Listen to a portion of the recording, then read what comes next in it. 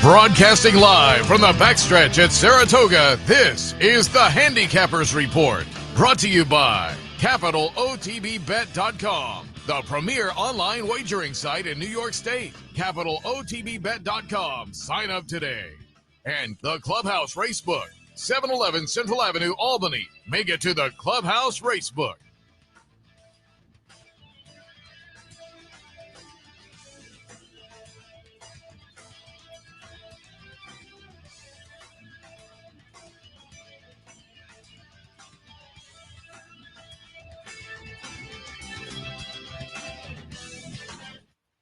Good morning, ladies and gentlemen. Welcome to the Handicappers Report. A little early this morning. Of course, if you're waiting for 9 o'clock, you'll have Loose on the lead, but it's alongside Seth Merrow on a gorgeous autumnal morning. I am Anthony Mormino. No, I'm not going to the Hall of Fame. It must be Jockey Club Gold Cup Day with the gold blazer, but I warmed up. I started the car while I was getting my stuff into the car. So when I got to the car, it said 50 degrees outside, so there's a chance it was in the 40s this morning. Oh, it's definitely okay. I said to you, as I walked over and got something out of the trailer, I saw somebody drive by in a park and one of those muckluck cats or whatever they call them there with the brim and the furry ear flaps, and they were not taking any chances. You're talking to a guy, you're talking to the audience, but me. I did not own a winter coat from 1979 to 2008 because I felt I needed to have a winter coat to set a good example for Anthony. And so I had to go out and buy one, but I hadn't had one since I was like a sophomore in high school. I will say I don't really wear a winter coat myself now that I think about it, because you're inside or you're in the car. Yeah, I don't. I don't do a lot of outside activities in the winter time. Okay, and with skiing, you just wear a shell if you're. Once you get good at it, you just wear a shell over because it's hard for people, non-skiers, but you get very hot and sweaty skiing if you're all layered up with a winter coat. But did I miss anything? Did you miss anything? I didn't miss much because as my dinner was being served, what an era to live in. The phone watching Fierceness veer off. I thought Johnny was going to get dumped. Niso scratched, and journalism just couldn't get out of his way the opening quarter mile, and at the end he couldn't get out of Fierceness's way, who I think the one thing that you could say for Fierceness now is he has won when everything hasn't gone his way. Yeah, because it clearly didn't yesterday. If you didn't see the race, as Anthony alluded to, comes out of the gate and went a few strides and then took a wacky left turn. Like maybe he saw something, or it was just he was in the one hole. And so sometimes horses break funny out of the one hole, but he took a few strides and then boom, ducked in. And as you say, it was a swerve that was enough that one of those where the jockey could easily lose his balance. But you can see Johnny V like, oh man, and he got him righted again, and then he just proved he journalism was way back, and so Fierceness easily got the jump on him, and that clearly was all he needed. Yeah, and I will say that if you make certain types of trip notes like myself of what Fierceness did to win is borderline remarkable because. Yes, he's a major player in the race, but as I say all the time, it's like it only takes a little bit. So he gets a terrible start, and then he's in what I often think of as the worst position in the world between horses. Like he never got a breather. He never got room. He never got space until he created it by going to the lead. So he really moved mountains yesterday to win. Of course, when Niso scratched out, that was a lot of it because when I turned it on, at that point, journalism was 1-5, and I'm like, the odds were crazy between those two. Yeah, 2-5 for journalism. A 3-year-old facing older, and Fierceness good older. Very good older. Journalism goes off at 8-5. So the separation there was wacky to say the least. And I got home about 2 o'clock in the morning. One thing I thought was I was driving once I got through the big traffic outside of Philadelphia was I think that confirms that Sovereignty will win the 3-year-old championship. I do not have an Eclipse Award ballot, but just beating him in the Breeders' Cup will not be enough. He needed, in my opinion, if he had won the Pacific Classic and had won the Breeders' Cup, for me, because I despise restricted racing, he would have been the champion. But now that's over. Sovereignty will be the 3-year-old champion, I think, unanimously to my way of thinking. And you're saying regardless of what happens in the Classic? Because it's not enough. Because yeah, you're right. Yeah, it's just not enough. Because Sovereignty has the edge over him now in a number of races. Yeah, I mean, he has 2 Classics versus 1. The Travers is still above the Haskell, so he had that. He wasn't able to couple. To me, the Pacific Classic beating Elders, especially if Nysos had been in the race, and the Haskell would have trumped the Jim Dandy and the Travers enough that it would put it on, a little bit. And then beating him in the Breeders' Cup and the Preakness would have superseded the Belmont and the Derby. And that's gone now. And so Sovereignty can, get his laurels. I think he should receive every single vote for the 3-year-old Colt Championship, and I think it makes it. Is there ever unanimous though? What? Is there ever unanimous? I don't know. Has there ever been? Yeah, I think there has, but I think it's seldom for some reason because there are some categories where you just think, oh, this one's gonna, and then there's an outlier or two that do not. There have been some trigger, interesting votes. I think you might be right. Maybe there hasn't been. But so I think over the years there have been, but as they say, there are some where you think that one should be. But, well, you're thinking Rachel as a 3-year-old filly champion had to get every vote. Now I'm going to have to go back and look because Freddie, as they say, there are 2009 3-year-old filly Eclipse ballots where you scratch your chin a little bit. Well, I know what you're saying with the scratch your chin, but to me, it's so bizarre. You don't. You're just being idiotic. There's nothing to consider here. You're being idiotic. It's I always said I forget the exact number, but like the 15 baseball writers who didn't vote for Willie Mays. Are you not familiar with this sport? How it's played? So great day yesterday. Tommy Joe, the spinaway, off of the maiden victory that many people thought was on the Philly side, the nicest one. Follows it up and wins the premier 2-year-old filly race up here. So. Yeah, she looked good. Todd Pletcher in the winner's circle afterwards. I said, what do you do now? Winning, you're in, and he said Alcibiades. They're looking to put another race in. Yeah. Okay.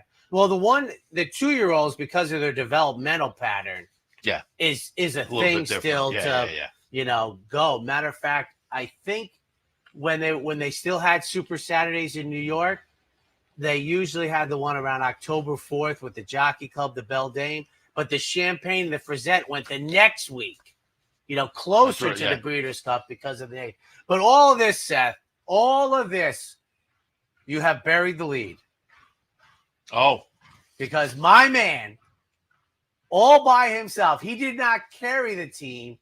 He was the team. I didn't get to do yesterday's show when you locked it up. And the day before I was up 3 with 4 to go on Friday, right? After Friday, I was up 3 with 4 to go. And so I hit Friday and came into yesterday.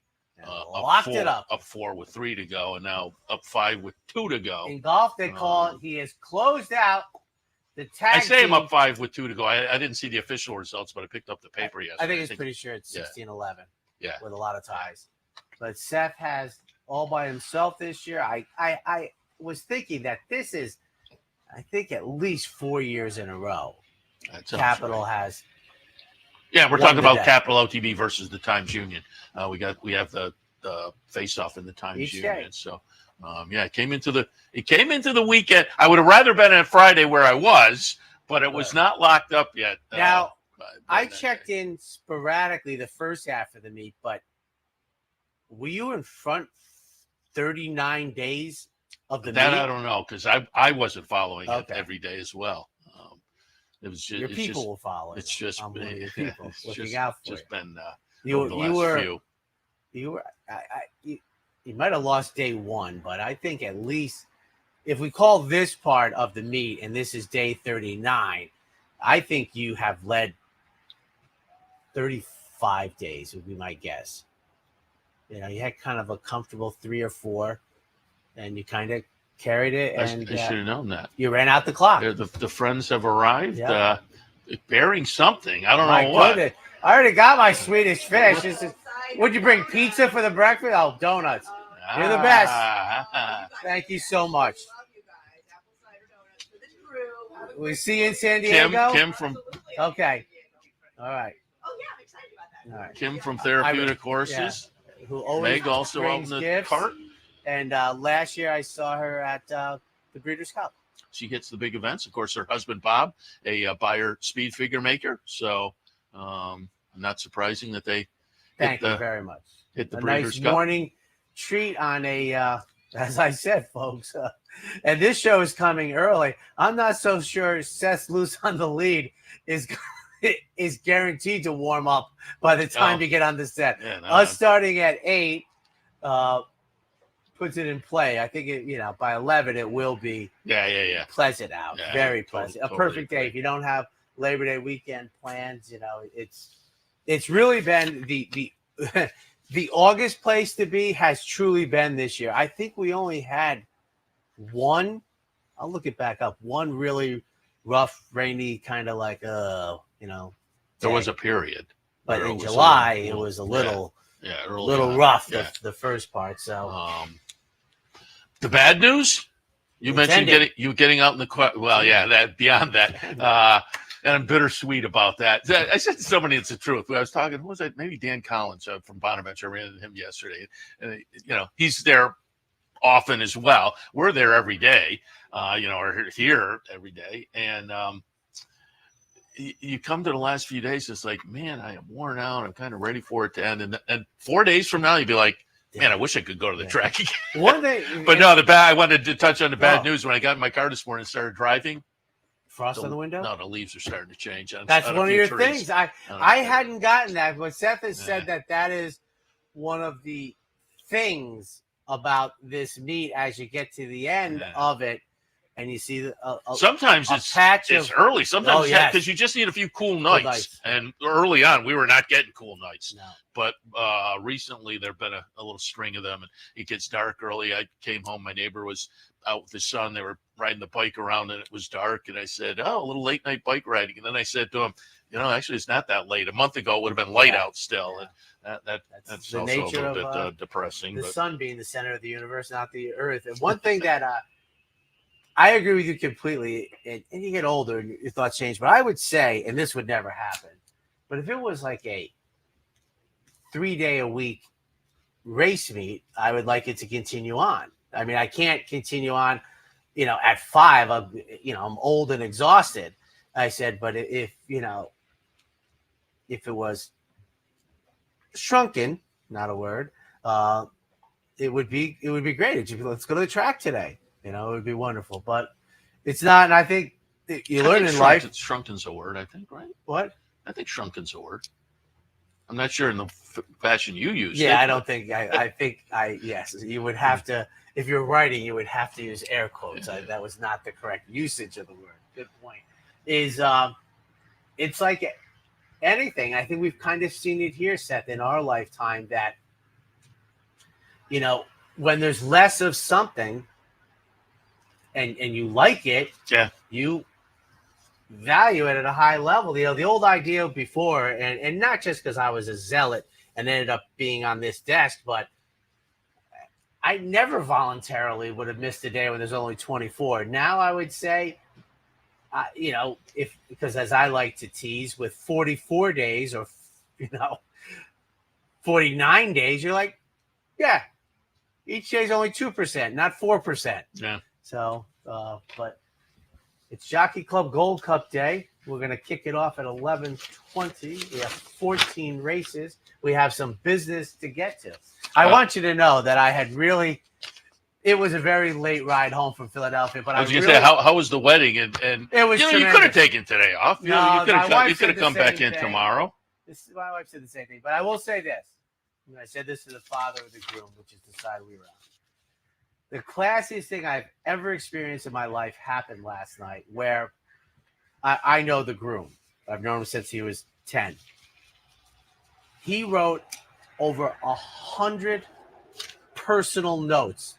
And I don't mean thank you for coming. I was almost in tears when I opened mine up. I was like, that's unbelievable. And I said to his father, I said, I'm not saying it's the classiest thing at a wedding. I'm saying it's the classiest thing I've ever experienced. I mean, he could remember when he was little. He goes, he's like, he was great. I couldn't believe it. And I said to my wife, I said, I've never experienced. And when he told his father told me, he said he was going to do that. He goes, you have 110 guests on your side. And as it turned out, his wife now did the same thing on their side. You got to your table and you thought it was a place card. It was not. It was a note. And if you've ever seen like thank you notes and you open it up, mine was on both sides of the halves. I mean, he had regaled about many different things. And I'm like, that's exhausting. That's pretty good. Yeah. I mean, and it was great. And, it's great to be here today. And, again, we missed you yesterday, but you were ably substituted for Pete Fornatale. I'll give Pete a little thumbs up because he kicked the day off very nicely. Race number 2, he had Truman's Commander on top at $26. So nice job, Pete, and continued the day nicely as well. Upgrading scratch, folks. 26. It was fun to have Pete in, certainly. And then I will pat myself on the back a little bit too. And I haven't mentioned it throughout the meet. We have plays of the day every day in the Times Union, and there have been some nice days. Overall, I haven't kept track, admittedly, overall. But there have been some very nice days, including yesterday. We tossed out the early double play amongst a number of the other plays I will readily admit did not hit. But the early double play, we had 3x3 in the early double in the Times Union. So for $1, that's $9. You got back 145 with Imagine John and Truman's Commander. Oh, so you were with Truman's Commander also? Well, no, I was 3x3. I didn't have Truman's Commander on top, but I used him in the double play. If you bet him, you're with him. No, that's how that works. No. And like I say, for $1 double paying 145, I was happy with that, and so hopefully some folks picked up. Pretty sure the CAWs went on it then. Hopefully folks picked up the TU and took a look. And again, there have been a few nice days like that with some plays that came through for us during the meet. Today, Clubhouse Racebook, it is the Knockout Challenge, so you can have a little extra fun down at the Racebook today with that. Also, it's our last syndicate of the meet. Team's been selected, obviously, and they'll have their play in the late pick 5. We'll put that up on the website for folks on the team and beyond if you want to root along. But we're certainly rooting for the syndicate today to wrap up the season very nicely. So that's coming up over the next couple of days today. And tomorrow there's no particular promotions, but it is a great day of racing tomorrow. Up here, don't forget today, last giveaway of the meet, the quarter zip, free with admission while supplies last. A nice looking giveaway item up here today, so keep that in mind. Don't forget the last edition of the Low Rollers today. So stop by, see Jay and Ray at the booth down by the 4-Star Day Bar, and jump in and play the Low Rollers contest today. I guarantee you will have fun. Coming up top of the hour, we have an abbreviated Racing Across America at 9. We have to be off by 9:45. We're anticipating that. So Steve Bick's out of town. You just cook loose on the lead right to the shrink it down. No, you changed the title. Oh, did I say Racing Across America? Yeah, no, it's still loose on the lead. I'm just the mind is barely working these days. So loose. The audience is glad to hear that. It's like, loose on the lead at 9 a.m. And Callie Francois will substitute for Steve as she has done a few weeks during the meet when he's been out of town. Kentucky down. Kentucky down. Yeah, you see on like a 5. Last week he gave it out. It's like a 5-week. He's on a real road trip, but Kentucky Downs this week. Yeah, but Callie Francois, and who's in town, and we're happy to have her jumping on board. But Rachel McLaughlin from Horseshoe Indy. If you follow her Twitter feed, she's a lot of fun. But she's in town. I saw she tweeted out. Look, I'm guessing maybe Nove. She was at dinner last night with Frank Miramati and the Big A, Anthony Stabile. With those two guys, had to be Nove, right? But we'll have Rachel in, and that should be fun, certainly, racing across America. Again, we're over at 9:45. We anticipate the NYRA pregame show to kick off about 9:50 this morning with the early post time. So all of that coming up. We should jump in. We should get going as well. We're put up the slate for the play of the day. The Paula play of the day. There it is.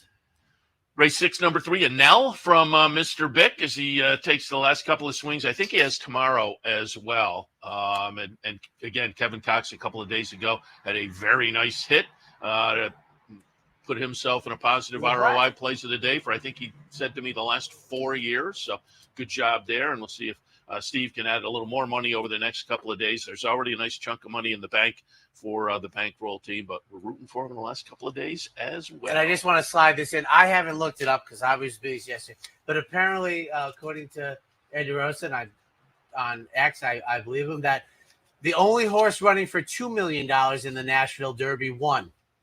The 10 horses running for the 3.5 did not win. That's bizarre. Let's kick it off. Well, I had Tom Morley in here yesterday. Yes, and he has a horse in the juvenile today for $1 million, and it's a New York bred. And he said, so I'm not running for the $1 million. It's only running for $500,000. As a New York bred goes down to Kentucky and going for $500,000. So does he get still pretty good for open company racing though, like from the New York? Oh, probably, yeah. So he's running for more than that. Yeah. All right, let's kick off 14 race car Jockey Club Gold Cup Day in the summer. Hard to imagine it used to be 2 miles at Aqueduct. 3-year-olds and up, maiden special weights out of the Wilson chute going a dirt mile. I'm going to go 5, 3, 7 in 1.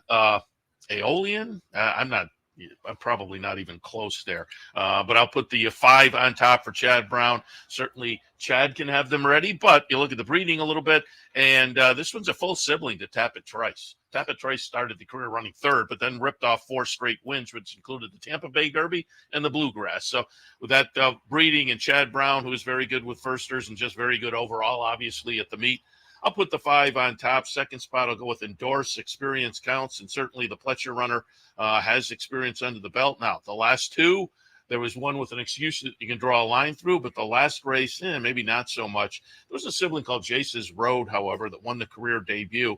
And this horse's debut was okay.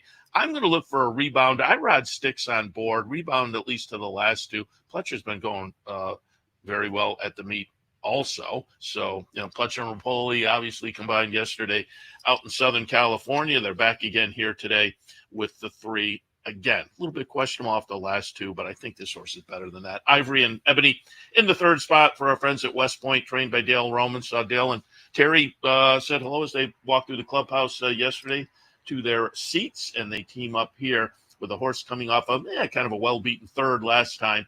But overall, I think this horse fires numbers that are going to match up very nicely with this group. 5, 3, 7 and 1. I'm a big pace guy, so what appears to be the awful running line for Endorse, I think is, if you've ever run track and field or cross country, the pace was just too demanding.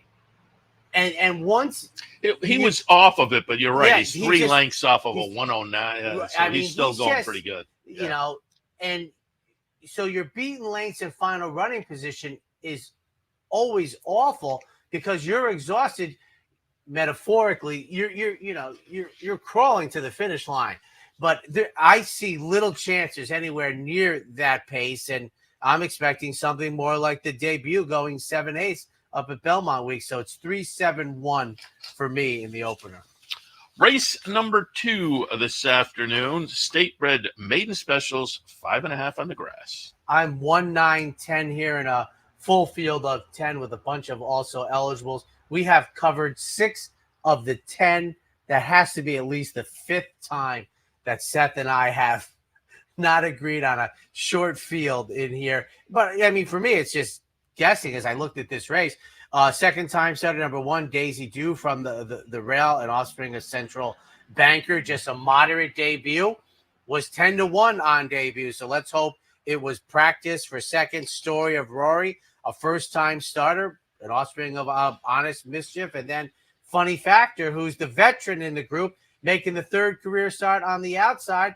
The debut at 50-1 was something to improve upon. 1, 9, 10. 4, 7, 11, and 5 up with Mr. Brez on top. Slumber okay with first-time starters. Dan produced a sibling called Coach Case. Second in debut, won the second start. It's Chad Brown. Workouts aren't spectacular, but there's a couple out there that are, okay. I would think we'll get a decent debut from this one. 21 Red in the second spot. George Weaver, another guy having a very good meet. He does well with first-time starters. This one has 4 racing siblings. One of them won in the second start. One of them won in the fourth. So there's some win early there from this one. Tonalist, maybe not so much on the win early side early on in the career producing these kind of runners, but I think this one could be a little bit interesting, again, being from Weaver and with the siblings on the bottom side.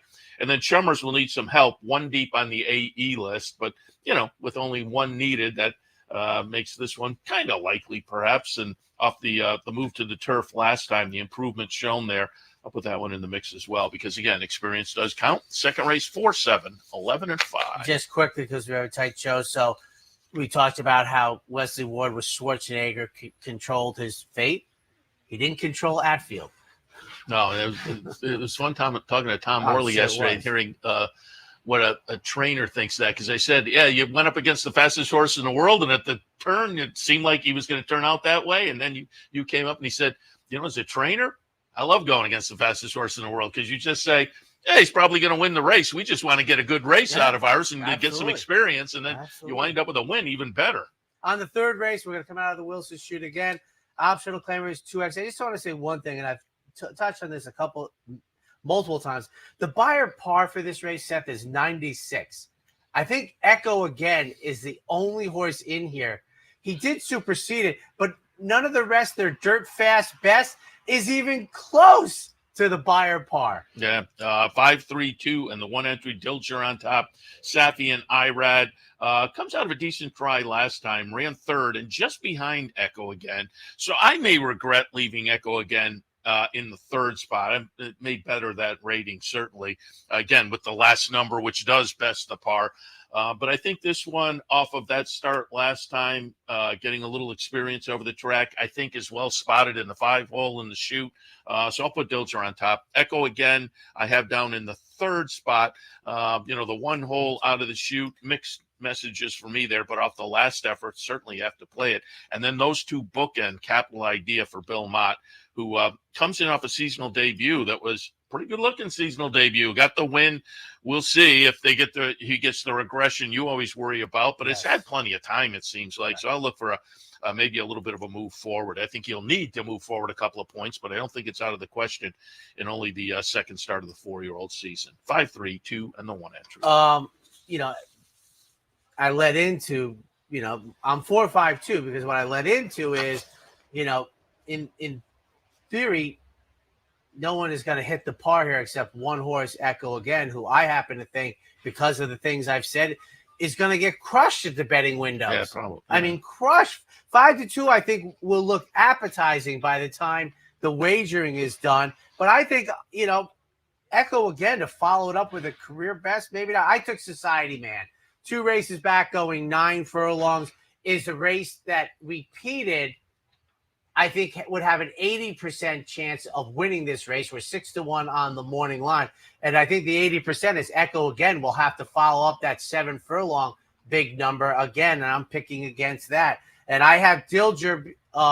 This is a 4-year-old. So we're talking 29 days since the May race. Plenty of time for me with an older horse. And then Echo again for Norm Cassie. So 4-5-2. And what I think is quite an intriguing third race. We'll jump in one more before the break, but before we do that, how about Baby Yoda getting claimed for $100,000?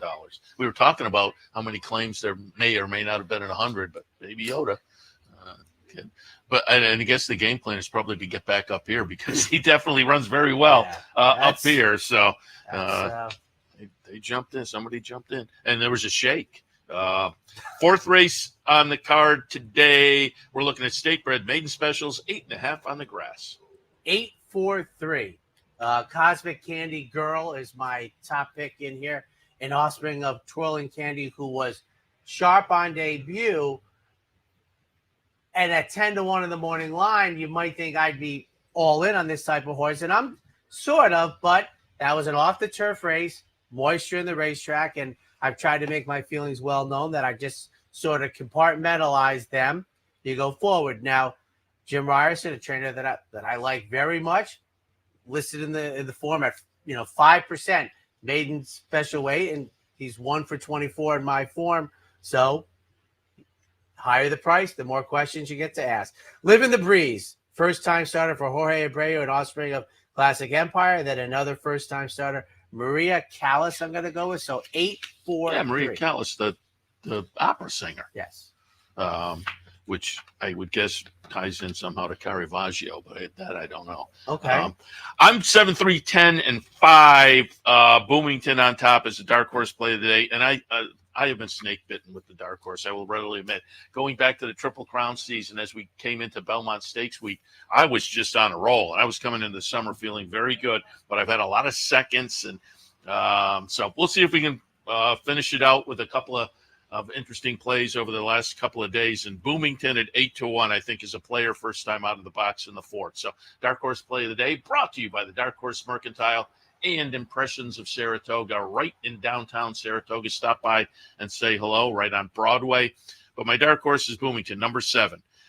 Maxfield off to a really good start as a sire. 24 first-time starters this year. 7 wins, 2 seconds, 4 thirds. Those are really solid numbers. Dan produced a sibling called Runaway that won the first 3 starts of the career. George Weaver having a good meet, but he's very good with first-time starters. There are a couple of workouts that are interesting in here. I think Bloomington could be a player first time out of the box. Cost over $250,000 right up here last summer at the yearling sale. So Bloomington on top for me. Dark horse play of the day. Race 4, horse 7, Bloomington. Maria Callas in the second spot for me. Caravaggio, pretty good with first-time, 2-year-old first-time starters. 89 of them, 18 wins, 13 seconds, 10 thirds overall. First filly from the foal, but it is Chad Brown. I would expect that one to be a player. And then Spectacular Belle, Tis the Law, very good with first-time starters as well. The Dam won in her start. It was the first fall, but Jeremiah can have them ready. So for me, 7-3-10-5. We'll take a quick break. When we come back, a mandatory pick 5.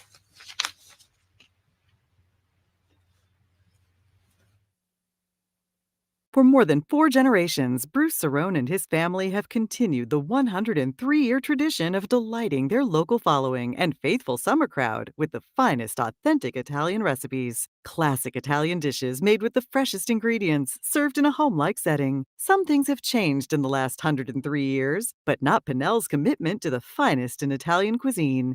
Pinnell's Italian Restaurant, a Saratoga tradition since 1922. 284 Jefferson Street, just minutes from the track. The only thing better than watching the races is watching your own racehorse. With nearly 20 years experience in the racing industry, Bonaventure Stables' share-based ownership program enables everyday fans to become part owner of a thoroughbred for far less than you might think, with all the ownership perks at Saratoga, Belmont, Aqueduct, and other great tracks. Experience the thrill and lifestyle of owning your own thoroughbred racehorse. Learn more at bonaventurestables.com. Want to get your career in horse racing off to a fast start? Well, the University of Arizona's Racetrack Industry Program is your winning ticket. The Racetrack Industry Program has served as a springboard to some of the industry's most successful individuals, with a proven track record of job placement right out of college. If you want to earn a degree in the exciting horse racing industry, the Racetrack Industry Program can put you in the winner's circle. And welcome back, ladies and gentlemen. Race number 5, as the game has changed so much. The Jockey Club Gold Cup at Saratoga again. At 145. 3, 2, 4, and 5. I think Sierra Leone is, in a good spot here, coming off the nice win in the Whitney, which kind of signified that, the 4-year-old season is rounded back into very good form. Over the track, 1 1/8 there, now stretches to the 1 1/4, but I don't think that's going to be a problem. And, third start back off, a little bit of an early season layoff, and not really notable, but more notable that just that win was impressive enough that I went back there. Highland Falls ran very well that day. I went back to him underneath as well for Brad Cox. It was a pretty good second behind Sierra Leone. Why not him right back in the mix? Then Mindframe in the third spot. Pletcher and Rapoli send, the winner Fierceness out to the Pacific Classic and leave this one home to face Goodfield in the Jockey Club Gold Cup. And this is a legit runner. 5 wins in a couple of seconds and 7 starts, including the win last time in the Stephen Foster June down at Churchill. Going to be very tough this afternoon. White Barrio, 10 wins and 23 career starts. This one is legit as well. I'm leaving out Phileas Fogg and Antiquarian off the 1-2 finish in the Suburban back on July 4th weekend here. They're both intriguing. As I understand it, Banishing is going to scratch. Disarm, I think, could be a player for Steve. It's a fun field, but I'm 3-2, 4, and 5. I not only do I agree, Sierra Leone's 8-5. But I will tell you that I would be very happy to take a head-to-head Sierra Leone versus Mindframe, and Mindframe is 2-0, finishing in front of Sierra Leone. But I just got to touch on this. The Stephen Foster was such an advantage to Mindframe the way the race was unfolding, because for this level horses, the first half mile was very reserved. And then the detriment to Sierra Leone was when he picked up his cadence, they went 23 and change. He tried to run into, and he did run into, by far the hottest part of the race. And I think that's what allowed him to flatten out in the lane. He had already put in a tremendous run, but the horses that he had given almost a 5-length lead to had galloped around. They both hit the go button at the same time, and Sierra Leone was able to cut into the lead, but it just took so much energy. I mean, this is the part where I love the Japanese Racing Association. I'd love to know what Sierra Leone's from the 6 furlong teletimer to the mile. They went 23-2. He might have gone 22-4. And it's very hard to follow up 22-4 in grade 1 dirt route. And then the opposite was in the Whitney, that there wasn't a fast part of the race. So he was able to get contact with them and not have to run 22 and change. I like 3-4-2. I liked Highland Falls and the Whitney. That was my chance at a big price. But, I'm not going to go crazy to tell you folks that there's an 8-5 shot on the program that I think but I think his 2 races of late were so disparate that I just wanted to point that out. Sierra Leone's defeat to Mindframe for a pace guy is very reasonable in the Foster. I think today he beats him for the first time. 6th race this afternoon at Saratoga. Optional claimer, non-winners are one other than on the grass at 9 furlongs. Oh, let's stay with the prices. 718, Johnny V back in New York. Grandsires are Frankel and See the Stars for the first time United States runner. For Cherie DeVoe, gets Lasix. Cliffs, number 1 from the rail, taking on Winners for the first time after a nice spa victory on the Melon. And Sol de Oro for Miguel Clement, 718. 4, 1, 10, and 2. I put peak hype on top. It's a Chad Brown runner off a couple of starts that I thought were pretty good. Now, this horse has a style where you're up against it a little bit, certainly, with that come from the clouds running style that, as I say, puts you up against it. But one way or the other, this horse will be running through the lane. Cliffs in the second spot. This one also a Cherie DeVoe runner coming in off a series of nice efforts, broke the maiden last time. So moves into that next level, which is oftentimes a little bit tough. But I do think off what we've seen so far, looking at this bunch, Cliffs will be a player. And Virgin Colada in the 3rd position, steps out of some stakes company for Chad Brown and John Stewart's Resolute Racing. And I think with this group, could be a serious player. But the outside post position is no bonus. 4, 1, 10, and 2. On to the Senate, 2-year-old fillies going 6. 8, 3, 4, and 7. Number 8 is Lovely Christina, and it's a Vacoma, second-time starter off a debut effort that was okay. I like the Vacomas in the first few starts of their career. I'll go back to this one with the experience under the belt and the win early breeding. Paige Turner in the second spot. West Point Thoroughbreds, David and Gordo, Cherie DeVoe trainee. Army Mule with first-time starters is very good. There were a couple of racing siblings, and one of them was Speedboat Beach. Started the career with a couple of wins for Bob Baffert. So with that one underneath, that 8-1 to me and some good workouts, looks really generous for this one. Third spot, I went to number 4, All About You, Ken McPeak, who, boy, has just on a roll the past few days. And I think this one, again, is one of those with experience under the belt to build on for Ken. I have it 8-3, 4, and 7. And I laugh when he said Speedboat for Bob Baffert. I think he might have set a track record of the debut. But what was funny was we had a little bit different format for the Del Mar picks for me a couple of years ago. I used to do the whole card on Saturday for them, and he debuted there, and like a Bob Baffert. I think Mike Pegger might have been the McDonald's Silks. Just guesswork here, 5, 11, 9, and I looked at this race. 8 of the 12 in the main body are firsters. So Fancy and Flight, an offspring of Maxfield. Joseph Lee had the good win up here a couple days ago. Solid works, just guessing here with Dylan Davis. 20-1 on the morning line. Karma Cat outside for Whit Beckman, an offspring of Practical Joke, who has only 7 listed workouts for the debut. And then Celebrity Quest, the Tom Amos runner, 5, 11, 9. Race number 8, another one coming out of the 1 mile chute. Allowance non-winners are one other than characters. Again, 1 mile the trip. Yeah, they kind of peppered that 1 mile over the last couple of weeks. Yeah, 5, 4, 10. Rocketeer going out for Safi Joseph, cutting back after a runner-up, well-beaten pace setter going 1 mile and 8. Now gets to shoot, and I'm thinking just, when you look at him coming out, number 5 post position, if you got your druthers, that might be a post position that I would like coming out. 4 second, number 4, Burning Glory, gets Lasix for the first time. It's not the seasonal debut, but has had 1 race since December 1st.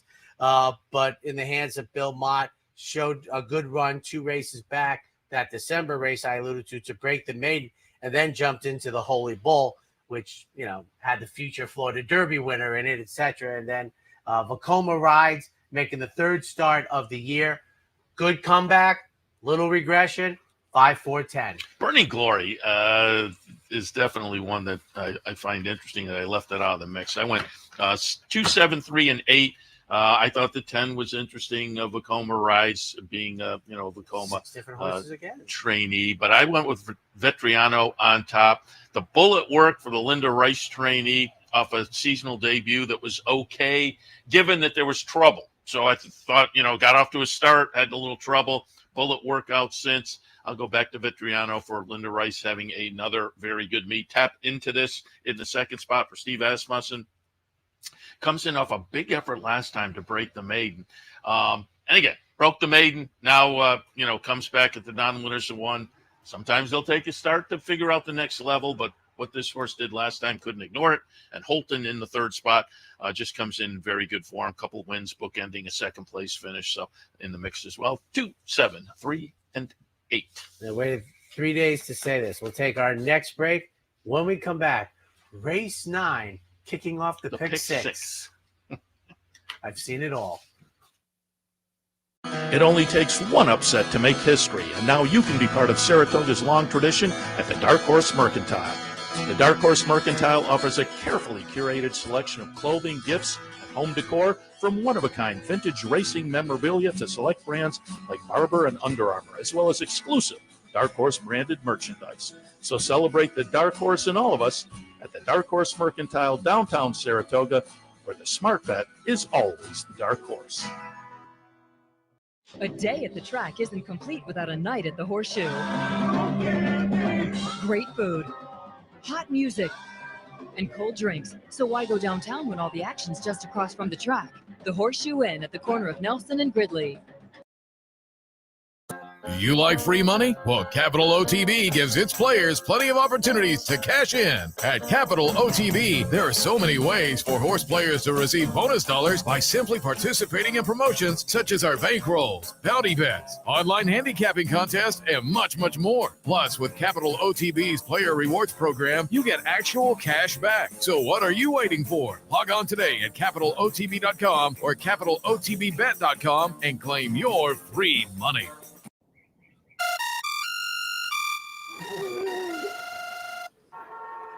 Come on. I want sales reports on my desk by Monday. Whoops, my bad. Love racing? RTN brings you every live simulcast on your home television, plus live video streaming and race replays on your PC and mobile devices. To order, visit rtn.tv. RTN, a breed apart. Welcome back. Race number 9, 2-year-olds, a mile and 16th on the turf. And again, kicking off the pick 6 here at 406, 6, 9, 8, and 10. I will use Gulfy on top. Almost made this one my play of the day. Again, it's George Weaver, firster. He's having a good meet. He does well with the firsters, but Constitution on top. That's win early on the bottom. Dan produced Admiral Dennis that won 2 of the first 4 starts of the career. Workouts are okay. Gulfy at 12-1, very interesting. Second spot, Royal Guard going out for Brad Cox. Again, experience counts. I think this one got some nice experience in the debut. They tried for the turf, didn't get it. Now they get it this afternoon. And in the third spot, Section, well beaten in the debut, but was behind Ewing. So I'm giving this one a little bit of an extra look in that, Ewing has proven to be very, very nice. And so that race may be a salty starting point. I will say the siblings weren't a whole lot. So I'm rolling the dice here a little bit, but we're getting a little bit of a price. And I think we'll hold on to that price off the debut. But 6, 9, 8, and 10. 7 of 10 firsters in the main body. I probably should have chosen Section going out in the Claiborne colors. I'm 4, 11, 10. Spectacle, a first-time starter for Twirling Candy in the hands of Bill Mott. Draws a nice inward post position. Just guessing here. And for baseball fans, particularly the Atlanta Braves, number 11, Glavine, makes the debut for Tom Morley, an offspring of Not This Time. And then the 10 for Chad Brown, 4, 11, 10. Race number 10, we return to stakes action with the Disco Partner, $135,000 up for grabs for the 3-year-olds, going 5.5 on the grass. 9, 5, 7 for me, and Big Invasion. Hard to imagine, Seth, I'm saying this. The seasonal debut coming off of the Breeders' Cup race. It's just the way the game is played. Heck, get this good spot in and make it 3 in a row in the Breeders' Cup Turf Sprint for Big Invasion. 26 Black. Goes out for Horatio DePaz off of a career best effort, although second in the Troy. And then Ned Allard sends out the 7 with Irad coming out of the Troy also. 9, 5, 7. I like Big Invasion. Yes. Good career for Dean Reeves in the Clement barn, but I just off the layoff, I couldn't quite pull the trigger. 5, 8, 6, and 7 for me. I went with 26 Black off a nice triple-digit buyer. Second place finish in the Troy behind the talented Bring the Band Home. So showed an affinity for the track, does well this type of a race. To me, turf sprinting at the stakes level is really kind of something that is a bona fide specialty to look for on the resume, and this horse kind of fits that. Second spot works for me, going out for Joe Lee. Second place finish behind Bring the Band Home in the Harvey Pack. In the last start. So similar scenario, similar thoughts on the top 2. And then in the third spot, Doncho coming off a nice win last time down at Ellis, and that they elected to come out of that and come up and try this spot, I thought was intriguing in and of itself. So 5, 8, 6, and 7. Not to worry. Pick 4 fans, the 11th race kicks off one for you. State Bred's going 6. 3, 4, 6, and 10. Did you do the Disco Partner? The 10? Oh, yeah, okay, you did. Yeah. I'm just making sure. I don't want to skip one. 3, 4, 6, and 10. Route on top off a decent try in the debut for Chad Brown. It's Chad and Klarovich. They're always worth paying attention to in the early starts, but more notable, makes the potent move, made special weight to the claimer. Second spot for me, number 4, Army Proud. He comes off a poor effort last time, but that was on the dirt. That was the second start on the dirt. The first start on the dirt was okay. So, and there are dirt starts underneath that were okay as well. So I'm going, I'm kind of drawing a line through that last one and looking at the starts just prior to that. And I think it's going to be okay, particularly at this level where the horse was 2 starts back. Was last time too, but as I say, seemed to have trouble last time, drawing a line through that. And third spot, Renew the Blue, going out for Dave Donk off a couple of starts most recently that, again, kind of fit with this bunch. I don't have any real enthusiasm here, but I'm 3, 4, 6, and 10. I'm 5, 10, 3, and I'll get to route in a moment in the buyer, but let's get weird. For me, something that I'm comfortable with, 15-1 on debut, is 15-1 on the morning line. Went into oxygen debt going 6.5 on debut, and just fatigued. We'll see if the second start is a improvement. I have Vibrant Express, a first-time starter, the Vacoma for George Weir on the outside. Route, to me, my big fear is this, Seth, that I think there's, because of the connections and because the buyer speed figure is so dominant, but nobody ever seems to get a 12 running on the turf. No one gets a 121, but no one gets a 12. So the 63 on turf, to me, does not guarantee a transfer of a 63 on dirt, and you're going to get all the worst of it in the price. 5, 10, 11. Yeah, Vibrant Express, I looked at, the siblings weren't necessarily win early, but Vacoma's on top. 12 today, allowance, optional claimer starter allowance, they will go 1.5 turn mile. Yeah, it's at least 4 of them today. 6, 2, 8. Oh, it's 14 races. We got to run 4 races at every distance today to get out. Gasoline, my top pick. Sharp Effort going the 9 furlongs in victory. That was a vanilla 20 in the most recent effort. Navajo Warrior coming east, hasn't run since May 26th at Santina. Moves into the Safi Joseph barn. Safi's almost 30% with a field size of 190. And then he's got this second off the claim, 6, 2, 8. I have it 2, the 1 entry, 7 and 9. I'm putting Navajo Warrior on top. Comes in from Southern California, and I kind of like that move when these types come to New York. Gets the cozy 2-post position at the mile. Safi Joseph training, Irad Ortiz on board. I think there are things to like with Navajo Warrior. Second spot, Swaggish. Kendra Carmouche on board. He's had a really nice meet as well. And this one comes in. Second place finish 2 back is a little more what I'm interested in. Last time, it was right up in the hunt before fading. Those are both at 1 mile and an 1/8. The cut back to the mile should be beneficial. They were also both for the waiver, and I find that interesting. Also, in third spot, Systemic Change off the claim, and Ilkay Kantarmachi very good off the claim. And this one won last time. So comes in off a win, off a claim, trainer good off the claim. I have it 2, the 1 entry, 7, 9, and 6. Friday, I'll be in Northern California for golf. Sunday, Southern California for football. Tuesday, Canada for horse racing.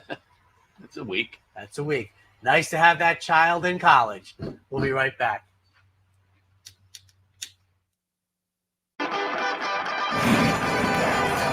Want to get your career in horse racing off to a fast start? Well, the University of Arizona's Racetrack Industry Program is your winning ticket. The Racetrack Industry Program has served as a springboard to some of the industry's most successful individuals, with a proven track record of job placement right out of college. If you want to earn a degree in the exciting horse racing industry, the Racetrack Industry Program can put you in the winner's circle. For more than 4 generations, Bruce Cerrone and his family have continued the 103-year tradition of delighting their local following and faithful summer crowd with the finest authentic Italian recipes. Classic Italian dishes made with the freshest ingredients, served in a home-like setting. Some things have changed in the last 103 years, but not Pinnell's commitment to the finest in Italian cuisine. Pinnell's Italian Restaurant, a Saratoga tradition since 1922. 284 Jefferson Street, just minutes from the track. Sometimes it pays to go with the flow, to check your worries at the door, to reconnect with your crew, to follow the thrills and the flavor, to roll with it and see where it takes you, to enjoy every minute to its fullest, and to dance like there's no tomorrow. You can do that here at Rivers Casino and Resort Schenectady, where the good times flow. Welcome back. Lucky race number 13.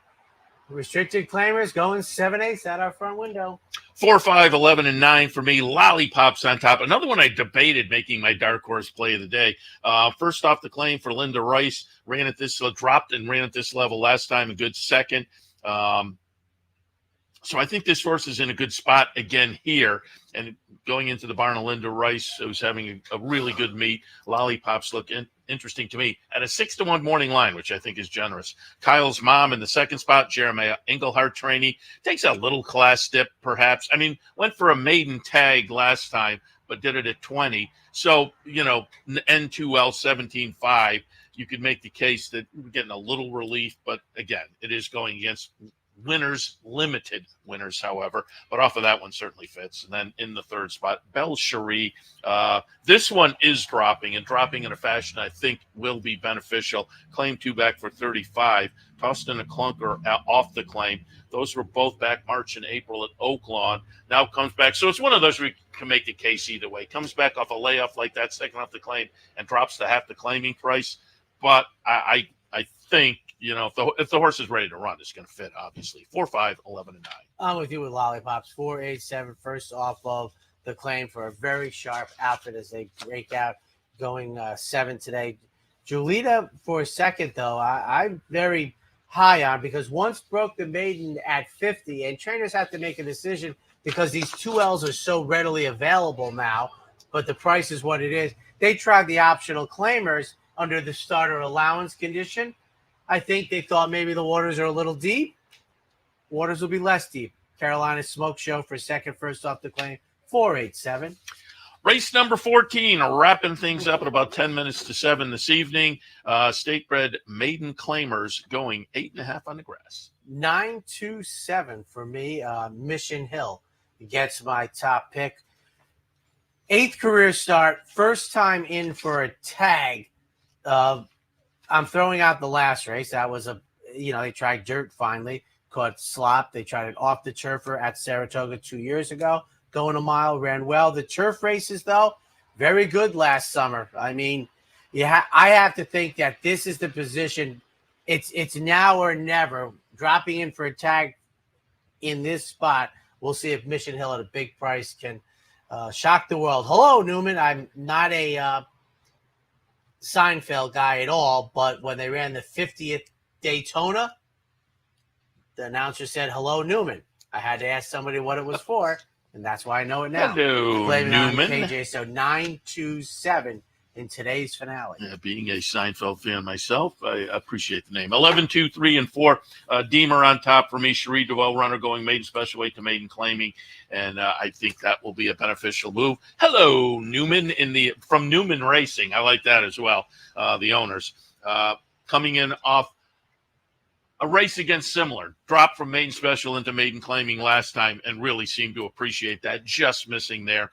And then in the third spot, Let's Fight. Mike Maker trainee, hasn't been seen since February, comes back, stretches out, tries the grass, maiden special weight to maiden claiming. A number of change-ups for this one that might be beneficial. We'll find out a little bit more about that one today, but Irod Ortiz is on board, so I have to take a look there as well. 14th and final, 11, 2, 3, and 4. I was just thinking, anecdotally, maybe 10% of the runners were making their seasonal debut at this meet. That's just crazy. That's crazy. They're well put and everything. But lots going on, but I want to reiterate, because he would never say it himself, a tremendous, not a golf clap, a real clap. Thank you, but I will say on my own side, I didn't feel like I had a great meet.